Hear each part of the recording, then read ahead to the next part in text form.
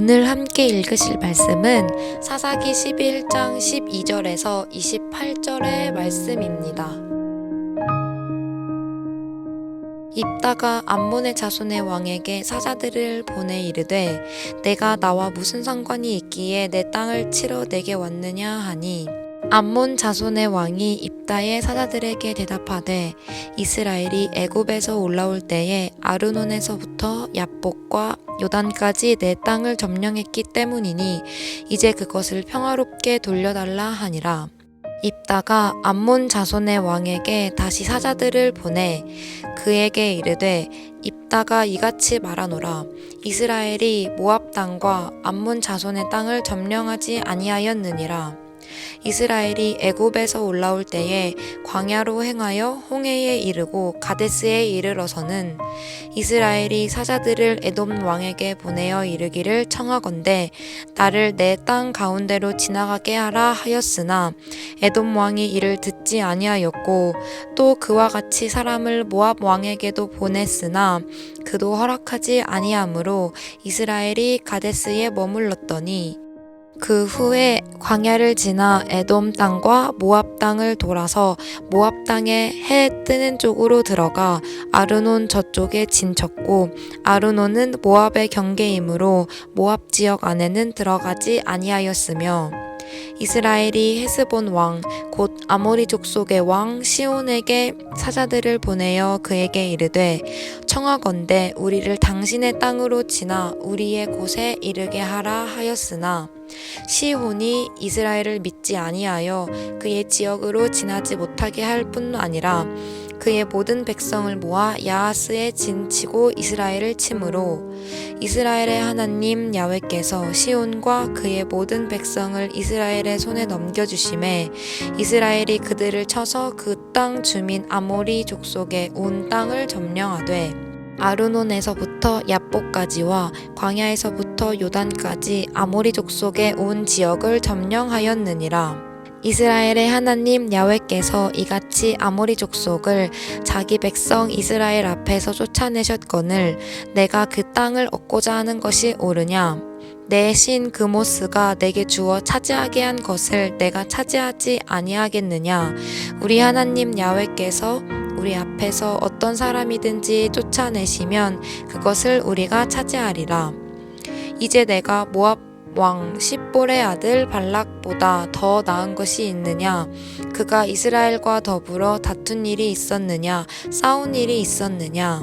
이스라엘이 헤스본과 그 마을들과 아로엘과 그 마을들과 아르논 강가에 있는 모든 성읍에 거주한 지 300년이거늘 그 동안에 너희가 어찌하여 도로 찾지 아니하였느냐? 내가 내게 죄를 짓지 아니하였거늘 내가 나를 쳐서 내게 악을 행하고자 하는도다. 원하건대 심판하시는 야훼께서 오늘 이스라엘 자손과 암몬 자손 사이에 판결하시옵소서 하였으나 암몬 자손의 왕이 입다가 사람을 보내어 말한 것을 듣지 아니하였더라. 아멘. 어제 말씀에 우리는 암몬 자손이 이스라엘을 공격하려 했던 말씀을 함께 읽었습니다. 그런데 그때 이스라엘을 구원하기 위한 입다라는 사사가 등장하게 되죠. 입다는 무슨 이유로 이스라엘을 공격하냐면서 암몬의 왕에게 물어봅니다.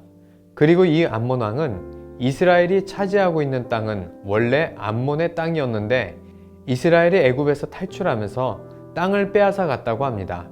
그래서 원래 그곳은 암몬 땅이니 굳이 싸우지 말고 평화롭게 돌려달라고 합니다. 추측하자면 이번에도 또 암몬 자손의 군대의 수가 훨씬 컸던 것 같습니다. 그래서 압도적인 군사를 보여주면서 어차피 승패는 뻔하니 좋은 말로 할 때 항복하고 땅을 내놓으라고 말이죠. 입다는 암몬 왕의 말이 맞지 않다며 출애굽 당시 상황을 세세하게 말해줍니다. 이스라엘은 암몬과 모압의 땅을 우회해서 돌아갔으며 아모리 족속이 아하스에서 공격해올 때 하나님께서 물리치셨을 뿐이라고 합니다. 그리고 지금 이 이스라엘이 거주하는 땅은 하나님께서 우리에게 주신 땅인데 서로가 자기의 땅이 맞다고 하니 하나님의 판단을 기다리고 누구를 심판하실지 지켜보자고 합니다. 오늘 우리는 여기서 입다가 취한 의미 있는 말 하나를 가지고 묵상해 보려고 합니다. 바로 27절에 등장하는 하나님의 판단과 심판을 기다리겠다는 구절입니다. 사사란 히브리어로 쇼페팀이라고 하는데요. 이 쇼페팀은 샤파트, 재판하다 라는 뜻의 동사로부터 나온 단어입니다. 그러니까 사사란 쇼페팀, 즉 재판하는 자라는 의미를 가지고 있다는 것이죠. 다시 말하면 사사의 단어의 의미는 옳고 그름을 판단해주는 사람이라는 것입니다. 그래서 사사를 영어로 judge, 판관이라는 뜻으로 번역되어 있습니다. 또한 공동 번역에서는 이 사사를 판관이라고 번역하기도 한 것이죠. 그렇게 옳은 것이 무엇인지 분별할 수 있는 판관인 사사는 이스라엘 백성을 옳은 길로 인도했고 그 옳은 길로 간 이스라엘은 결국 하나님의 보호하심 속으로 들어가게 된 것입니다. 그런데 오늘 27절에 판관으로 세움받은 입다는 판단을 하지 않고 단순히 하나님께 판단을 맡기는 장면이 나옵니다. 스스로 무엇이 옳은 것인지 결정하지 않고 하나님의 판단과 심판을 기다리는 것입니다. 이것을 통해 우리는 사사들이 어떤 모습으로 살아갔는지 알 수 있습니다. 판관인 사사는 아무것도 스스로를 판단하지 않았습니다.